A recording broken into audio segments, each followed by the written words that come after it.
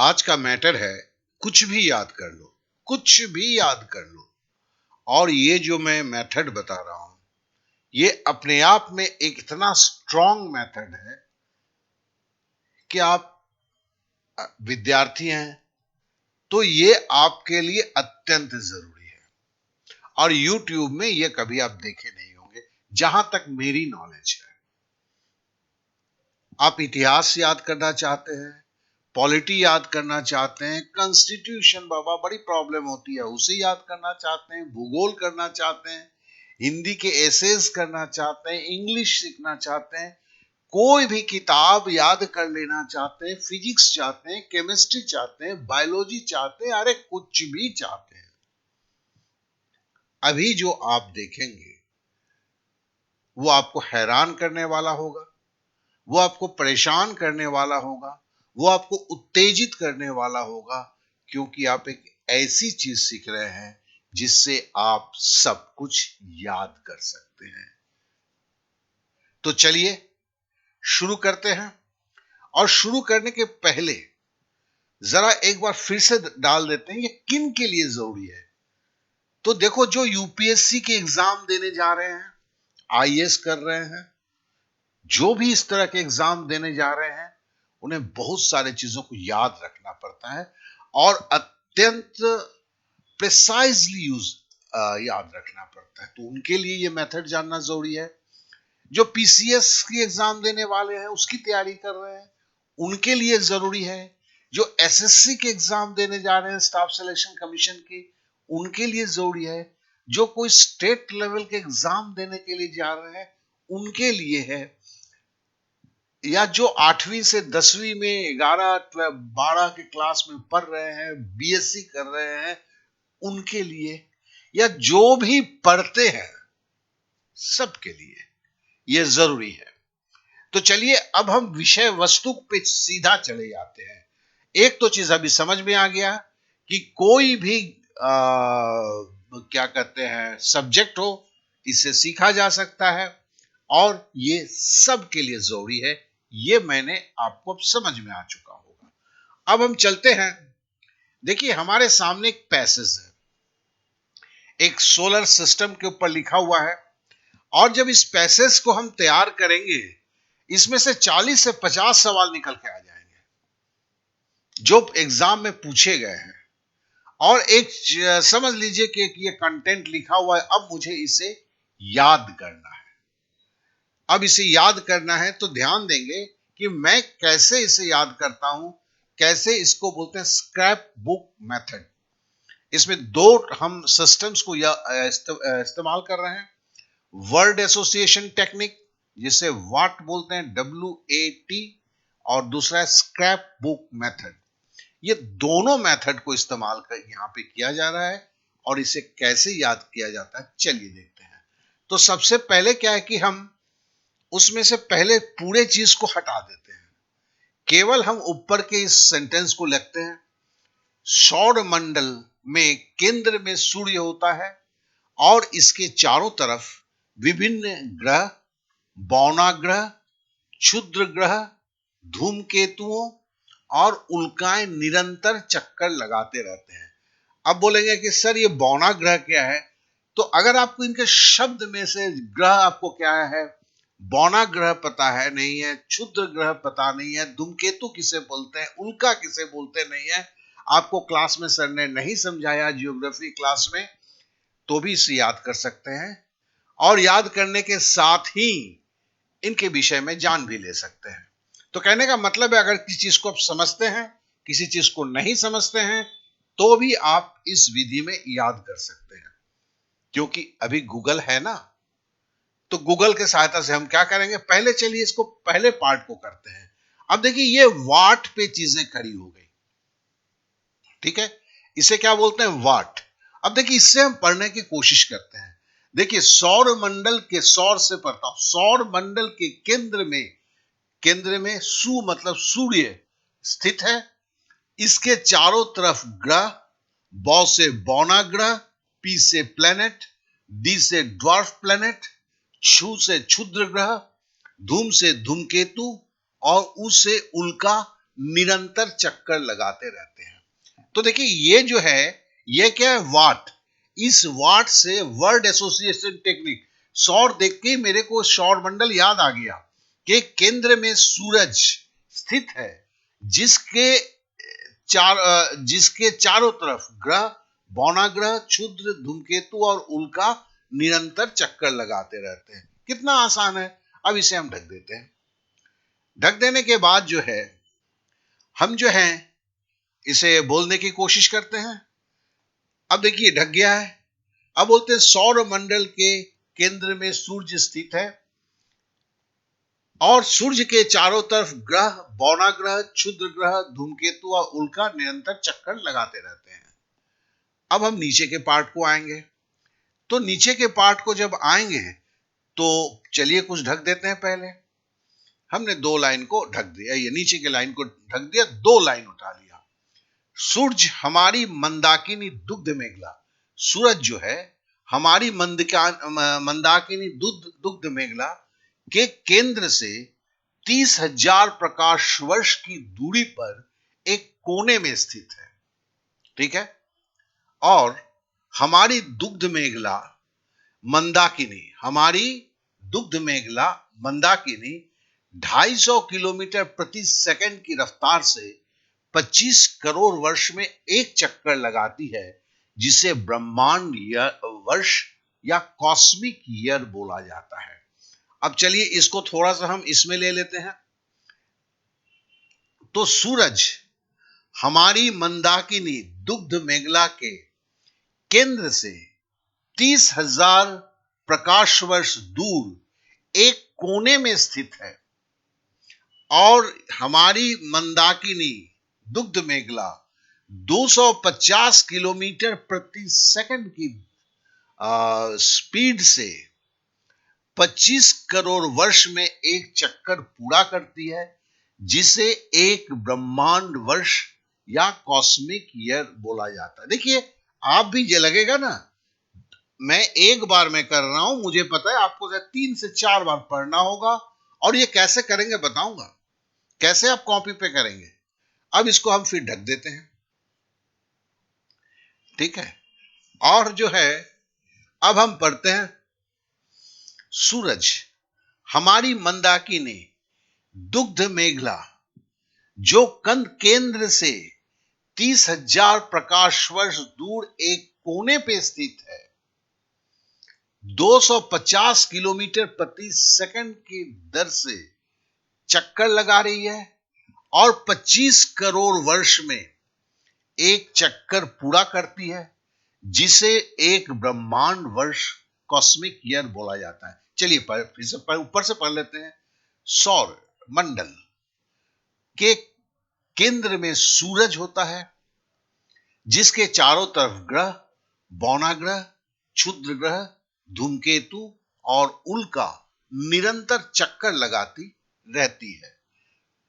सूरज हमारी मंदाकिनी दुग्ध मेघला के केंद्र से 30,000 किलोमीटर प्रकाश वर्ष दूर एक कोने में स्थित है और 250 किलोमीटर प्रति सेकंड की गति से चक्कर लगा रही है और 25 करोड़ वर्ष में एक चक्कर पूरा करती है, जिसे एक ब्रह्मांड वर्ष या कॉस्मिक ईयर बोला जाता है। हो गया ना। अब चलिए इसको आगे और लेके चलते हैं। अब और थोड़ा सा ढक देते हैं। सूरज अपने कक्ष पर पूर्व से पश्चिम की ओर घूमता है। सूरज एक गैस का गोला है, जिसमें हाइड्रोजन 71%, हीलियम 26.5% है।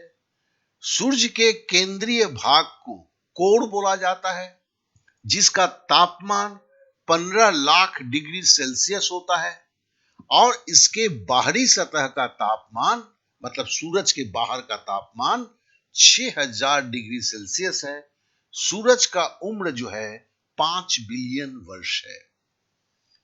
अब देखिए इसे हम वाट में कैसे ले लेते हैं।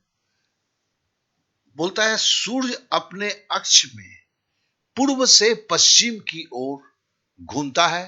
सूरज एक गैस का गोला है और इस गैस में हाइड्रोजन 71% और हीलियम 26.5% उपस्थित है। सूरज के केंद्रीय भाग को कोर बोला जाता है।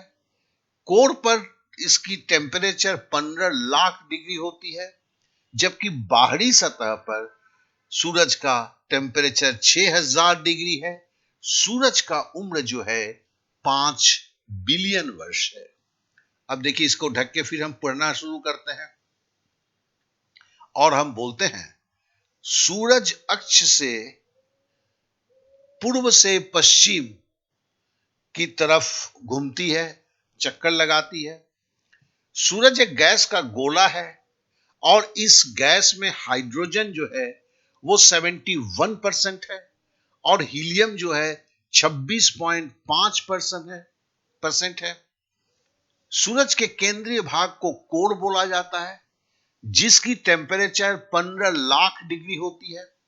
सूरज के बाहर के सतह का जो तापमान है वो 6000 डिग्री है। सूरज की उम्र जो है 5 बिलियन वर्ष है। अब देखिए, हम आगे इसके देख लेते हैं। फिर एक बार शुरू से बोल देते ना। देखो, इसे शुरू से बोलना भी जरूरी होता है। तो है कि सौर मंडल के केंद्र में सूर्य स्थित है और इसके चारों तरफ ग्रह, बौना ग्रह, क्षुद्र ग्रह, धूमकेतु और उल्का निरंतर चक्कर लगाती रहती है। सूरज हमारी मंदाकिनी दुग्ध मेखला के केंद्र से 30,000 प्रकाश वर्ष दूर एक कोने पे स्थित है और यह 250 किलोमीटर प्रति सेकंड के रफ्तार से चक्कर लगाती हुई 25 करोड़ वर्ष में एक चक्कर पूरा करती है, जिसे एक ब्रह्मांड वर्ष या कॉस्मिक ईयर बोला जाता है। सूर्य अपने अक्ष में पूर्व से पश्चिम की तरफ चक्कर लगाती है। सूरज एक गैस का गोला है जिसमें हाइड्रोजन 71% और हीलियम 26.5% होता है। सूरज के केंद्रीय भाग को कोर बोला जाता है, जिसकी तापमान 15 लाख डिग्री है, जबकि सूरज के बाहरी क्षेत्रफल में जो तापमान है, सतह पर जो तापमान है वो 6000 डिग्री है और सूरज की उम्र जो है 5 बिलियन वर्ष है। अब आगे की तरफ चलते हैं और इसे भी ढक देते हैं। जा, हमने तो पढ़ा ही नहीं यार। सूरज का डायमीटर पृथ्वी के व्यास से 100 गुना ज्यादा है। सूरज का डायमीटर मतलब व्यास जो है पृथ्वी के व्यास से 100 गुना ज्यादा है तथा आयतन में पृथ्वी से 1 लाख गुना ज्यादा है। आयतन में क्या है? 1 लाख गुना है। और प्लेनेमस ये सौर मंडल का लगभग जुड़वा है। मतलब हमारे सौर मंडल की तरह एक और सौर मंडल है जिसका नाम है प्लेनेमस। सूरज में नाभिकीय संलयन मतलब मिलते हैं, न्यूक्लियर फ्यूजन होता है, जिससे हाइड्रोजन के 4 नाभिक मतलब हाइड्रोजन के 4 न्यूक्लियर मिलकर एक हीलियम नाभिक मतलब न्यूक्लियर का निर्माण करता है। चलिए, अब हो गया। अब हम इसे ढक देते हैं। ढकने के बाद इसे अब इसमें ये ले लेते हैं। बोलता है कि सूरज की किरण जो है 8 मिनट 16 सेकंड में यह पृथ्वी पर पहुंचती है। सूरज का डायमीटर पृथ्वी के डायमीटर या बेस से 100 गुना, व्यास से 100 गुना ज्यादा है और सूरज की आयतन पृथ्वी की आयतन से 1 लाख गुना बड़ा है। प्लेनेमस सूरज का जो है मतलब सौर मंडल का जुड़वा है। सूरज के नाभिक में या सूरज में नाभिकीय संलयन मतलब न्यूक्लियर फ्यूजन होता है, जिसमें 4 हाइड्रोजन के नाभिक या न्यूक्लियस मिलकर हीलियम के एक नाभिक या न्यूक्लियस का उत्पन्न करते हैं। अब देखिए, इसमें सारे पॉइंट्स हैं जो लिए गए हैं इस एक पन्ने में।